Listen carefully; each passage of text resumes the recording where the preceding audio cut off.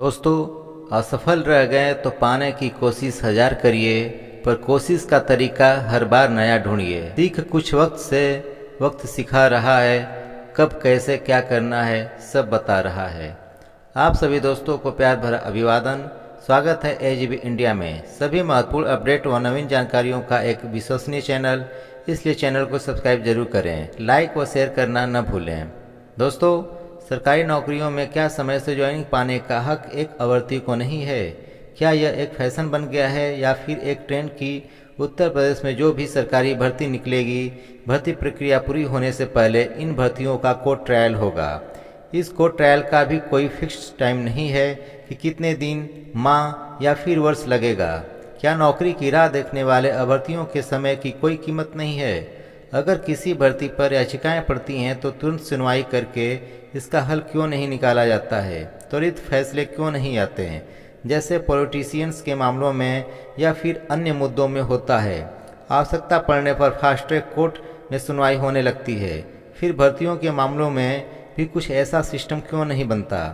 क्यों नहीं तय समय निर्धारित किया जा रहा है ताकि जल्द से जल्द एक फिक्स समय अवधि में फैसले हो जाएं? इन सभी बातों के लिए जिम्मेदार कौन है? सिस्टम, सरकार, न्यायपालिका या फिर हम स्वयं? विचार कीजिए। उत्तर प्रदेश में कोई भी भर्ती हो रही है, जब ज्वाइनिंग का समय आता है तो समय से ज्वाइनिंग नहीं दी जाती है। इसके कारण भी सैकड़ों हो जाते हैं। भर्ती का विज्ञापन या यूँ कह लीजिए एक नई भर्ती के लिए भी अभ्यर्थियों को रोड पर उतरना पड़ता है, आंदोलन करने पड़ते हैं, तब जाकर भर्ती निकलती है। ज्वाइनिंग पाने के लिए भी यही प्रवृत्ति अपनानी पड़ रही है। सिस्टम ही ऐसा बन गया है कि जब तक अभ्यर्थी रोड पर नहीं उतरेंगे, धरना प्रदर्शन नहीं करेंगे, पुलिस की लाठियां नहीं खाएंगे, तब तक न तो नई भर्ती निकलेगी और न ही किसी की ज्वाइनिंग दी जाएगी। कब तक अभ्यर्थी मंत्रियों के पास ज्ञापन ले लेकर दौड़ेंगे? कड़ी मेहनत करके एक युवा नौकरी पाता है। इन युवाओं के कड़ी मेहनत का फल समय से क्यों नहीं सरकारें देती हैं? आज सरकार बात करती है महिलाओं के उत्थान की, तो क्या यही उत्थान है कि जो भर्ती मुख्यतः महिलाओं की ही है, नाम मात्र पुरुष हैं? महिला अभ्यर्थी प्रयागराज से लेकर लखनऊ तक दौड़ रही हैं अपनी ज्वाइनिंग के लिए, किंतु कोई नतीजा नहीं निकल रहा है, कोई जवाबदेही नहीं है। दोस्तों, बात हो रही है ईपीपीएससी स्टाफ नर्स की। इस भर्ती की सभी प्रक्रिया लमसम पूरी हो चुकी है, सिर्फ ज्वाइनिंग देनी है। विगत अप्रैल माह में ज्वाइनिंग के लिए काउंसलिंग प्रारंभ करने की डेट आई, किंतु फिर पोस्टपोन कर दिया गया। पोस्टपोन का आधिकारिक कोई कारण भी नहीं बताया गया। यह भर्ती हाईकोर्ट में है अनुभव प्रमाण पत्र के मैटर को लेकर। इस भर्ती की रिक्त सीटों पर नई भर्ती नहीं निकालने का स्टे लगा है, किंतु ज्वाइनिंग पर कोई स्टे नहीं है और न ही कोर्ट ने ज्वाइनिंग को रोकने का आदेश दिया है। फिर ज्वाइनिंग क्यों नहीं कराई जा रही है? क्यों अभ्यर्थियों को गुमराह किया जा रहा है? बिना कारण ही क्यों इंतजार करवाया जा रहा है? 18 जुलाई को कोर्ट ने खुद से हियरिंग की डेट नहीं दी, बल्कि सरकार ने 45 दिनों का समय मांगा था, जिस कारण मई में कोई फैसला नहीं आ पाया तथा नेक्स्ट हियरिंग 18 जुलाई हो गई। महिला पदों की 1700 प्लस सीटें रिक्त हैं, तो कम से कम महिला अभ्यर्थियों की ज्वाइनिंग तो समय से कराई जा सकती है। पुरुष में मान लीजिए अपवाद है, किंतु ऐसा भी नहीं हुआ, जबकि यह पूरी तरह संभव है आज भी। दोस्तों, ज्वाइनिंग के लिए क्या किया जाए कि जुलाई से पहले ज्वाइनिंग मिल जाए, और क्या यह संभव है?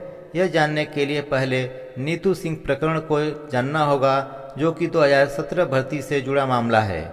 दोस्तों, 2017 भर्ती में महिला अभ्यर्थियों की ज्वाइनिंग फरवरी मार्च 2019 में हुई, किंतु एक अभ्यर्थी नीतू सिंह की ज्वाइनिंग के लिए सूची निदेशक नर्सिंग चिकित्सा एवं स्वास्थ्य सेवाएं उत्तर प्रदेश ने 4 मार्च 2020 को जारी किया, जिसके क्रम में 13 मार्च 2020 को ज्वाइनिंग आदेश जारी किया गया कार्यालय महानिदेशक चिकित्सा एवं स्वास्थ्य सेवाएं उत्तर प्रदेश के द्वारा, तथा 13 मार्च 2020 को ही सीएमओ को पत्र प्रेषित हुआ महानिदेशक चिकित्सा एवं स्वास्थ्य सेवाएं उत्तर प्रदेश द्वारा, जिसका विषय था उत्तर प्रदेश लोक सेवा आयोग से चयनित उपचारिका की तैनाती आदेश पत्र निर्गत किए जाने के संबंध में। दोस्तों, लोक सेवा आयोग प्रयागराज स्टाफ नर्स महिला परीक्षा 2017 की अभ्यर्थी नीतू सिंह को सफल घोषित करते हुए उनकी ज्वाइनिंग की संस्तुति महानिदेशक चिकित्सा एवं स्वास्थ्य सेवाएं उत्तर प्रदेश को 7 जनवरी 2020 के पत्र संख्या 32/01/E6/2020 2016-17 के माध्यम से की थी। दोस्तों, आप यही सोच रहे होंगे कि सभी अभ्यर्थियों की ज्वाइनिंग फरवरी मार्च 2019 में ही हो गई थी, फिर एक अभ्यर्थी का परिणाम बाद में कैसे आया तथा ज्वाइनिंग दी गई 1 वर्ष बाद क्यों।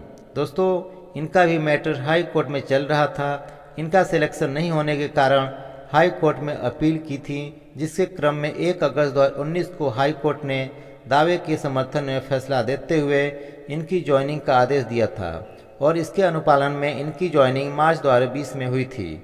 दोस्तों, यह मामला भी अनुभव प्रमाण पत्र से ही जुड़ा हुआ था। सीएमओ द्वारा जारी अनुभव प्रमाण पत्र में इनकी संविदा पर कार्य अर्थात ज्वाइनिंग की डेट अंकित नहीं थी, जिस कारण इनका अभिवर्तन आयोग ने निरस्त कर दिया था। दूसरा अनुभव प्रमाण पत्र इन्होंने आयोग में जमा किया, किंतु दस्तावेज जमा करने की अंतिम तारीख 16 मार्च 2018 थी और इन्होंने 13 जून 2018 को जमा किया, क्योंकि 12 जून को सीएमओ द्वारा निर्गत ही हुआ था, जबकि पहला अनुभव प्रमाण पत्र 26 फरवरी 2018 को ही बना था, किंतु इसमें ज्वाइनिंग डेट अंकित नहीं थी। हाई कोर्ट ने माना कि इस प्रकरण में अभ्यर्थी की कोई गलती नहीं है। सीएमओ द्वारा ही जब अंकित नहीं किया गया था, तो अतः पुनः करेक्टेड अनुभव प्रमाण पत्र जो अभ्यर्थी ने जमा किया है उसी को पहले वाले स्थान पर माना जाए तथा आयोग अभ्यर्थी को सफल घोषित करते हुए संबंधित प्राधिकरण को ज्वाइनिंग के लिए संस्तुति करे। दोस्तों, यहाँ पर यह प्रकरण इसलिए उठाना पड़ा क्योंकि पूर्व की भर्ती में भी याचिका पड़ी थी। याचिका पर हियरिंग भी हो रही थी, किंतु ज्वाइनिंग पर कोर्ट ने रोक नहीं लगाई थी। सीटें भी रिक्त थीं, सिर्फ मेल प्रकरण की वजह से थोड़ा विलम्ब हुआ था। इस बार भी तस्वीर लमसम एक ही है, बस अनुभव प्रमाण पत्र का मैटर बदला है। इस बार भी महिला सीटें रिक्त हैं। कोर्ट ने रिक्त सीटों पर स्टे दिया है, ज्वाइनिंग पर नहीं। नीतू सिंह प्रकरण में यह बात स्पष्ट है कि इस भर्ती में भी ज्वाइनिंग दी जा सकती है, कोई दिक्कत नहीं है। भविष्य में जब हाई कोर्ट से 1-2 या कह लीजिए कुछ याचियों को अगर लाभ मिलेगा तो रिक्त सीटों में से ज्वाइनिंग दे दी जाएगी। अतः इस समय सेलेक्टेड अभ्यर्थियों को ज्वाइनिंग दी जाएगी, तब भी महिला याचियों के लिए कोई परेशानी नहीं है। बात फंस रही है मेल सेलेक्टेड अभ्यर्थियों तथा मेल याचियों को लेकर, तो इसके लिए या तो फैसला आने के बाद मेल की ज्वाइनिंग हो या फिर कोर्ट के फैसले के अधीन कराकर वर्तमान में ही ज्वाइनिंग कराई जा सकती है। 2 वर्ष तक औपबंधिक रूप से ज्वाइनिंग रहती है, तो इसमें भी कोई समस्या नहीं है। ज्वाइनिंग प्राधिकरण व सरकार पर निर्भर करता है कि क्या करना है। लोक सेवा आयोग अब कुछ नहीं कर सकता है। सरकार व हाई कोर्ट के निर्णय के अनुसार ही आगे की कदम उठाएगा इस मैटर में। चूँकि पूर्व में नीतू सिंह प्रकरण में हियरिंग के साथ ही सेलेक्टेड अभ्यर्थियों को ज्वाइनिंग मिल चुकी है, तो यह आधार आपके पास ज्वाइनिंग के लिए मांग करने का सरकार से है। जल्द ज्वाइनिंग के लिए आपको ही सक्रियता दिखानी होगी। शांतिपूर्ण धरना प्रदर्शन के द्वारा अपनी मांगों को रख सकते हैं, समस्याओं को सामने ला सकते हैं। एक निश्चित तारीख को ईपीपीएससी तथा स्वास्थ्य भवन के सामने अपनी मांगों के लिए प्रदर्शन कर सकते हैं, रैली निकाल सकते हैं तख्तियों के साथ शांतिपूर्ण तरीके से। ज़्यादा से ज़्यादा आपको मीडिया कवरेज मिले, जिससे आपकी बातें सभी तक पहुँचें। इसके लिए 50-100 की संख्या भी काफ़ी है शुरू करने के लिए, फिर तो लोग अपने आप आने लगेंगे। सबसे महत्वपूर्ण बात कि क्रेडिट के चक्कर में न पड़ें कि हमने ये किया वो किया। पूर्व में ऐसा कुछ हुआ है, इस वजह से अगर कोई संगठन आपका साथ देना चाहेगा तो नहीं देगा। आप संगठनों से भी अनुरोध करें प्रदर्शन के समय साथ देने के लिए। संगठन साथ दे तो भी ठीक, न दे तो भी ठीक। जैसे जैसे चारों तरफ चर्चाएं होगी आपकी समस्याओं की, संगठन खुद ब खुद आपके पास आने लगेंगे।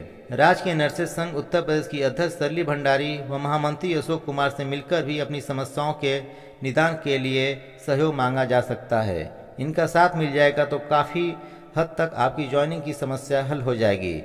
इनसे संपर्क के लिए आप 9415139203 पर संपर्क कर सकते हैं। राज्य कर्मचारी संयुक्त परिषद के अध्यक्ष JN तिवारी से भी समर्थन मांगा जा सकता है। यह एक सक्रिय संगठन है तथा इनकी सरकारें सुनती भी हैं। निरंतरता जरूरी है किसी भी काम को सफल होने के लिए, जो कि आप लोगों द्वारा हो नहीं रही है। एक टीन की भांति मत बनिए कि तुरंत गर्म हो और तुरंत ठंडा हो जाएं। मई में पूरे मनोयोग से निरंतर लगे होते आप लोग, तो हो सकता है अब तक कुछ सकारात्मक परिणाम मिल गया होता। शायद सिर्फ ज्ञापन देकर बैठ जाने से कोई काम नहीं होता। कुछ लोगों ने कमेंट के माध्यम से बताया था कि सीएम को जनता दर्शन में ज्ञापन दिया गया है, किंतु सीएम कोई रिस्पॉन्स नहीं दिए हैं। उन्हें सब पता है कि भर्ती कोर्ट में है। इस बात पर यही कहना है कि ज्ञापन का प्रारूप ऐसा हो कि कम शब्दों में ज़्यादा बातें हों, स्पष्ट हों, विषय की लाइन प्रभावी हो। प्रारंभ की कुछ लाइन ही समस्त बात को इंगित कर दे। अगर कहानी लिख कर देंगे तो कोई पढ़ेगा नहीं पूरा। प्रारंभ के कुछ लाइन पर ही मुख्य रूप से नजरें दौड़ाई जाती हैं। अपनी बातों को शालीनता से निडर रूप से रखिए। सीएम ने इसलिए कहा होगा कि कोर्ट में है, क्योंकि जनता दर्शन के मात्र कुछ दिन पहले ही सभी आयोगों की मीटिंग करके भर्तियों की समीक्षा की गई थी। अब अधिकारी यूपीपीएससी स्टाफ नर्स के मामले पर कितना और क्या बताए होंगे सीएम से, ये वही जाने।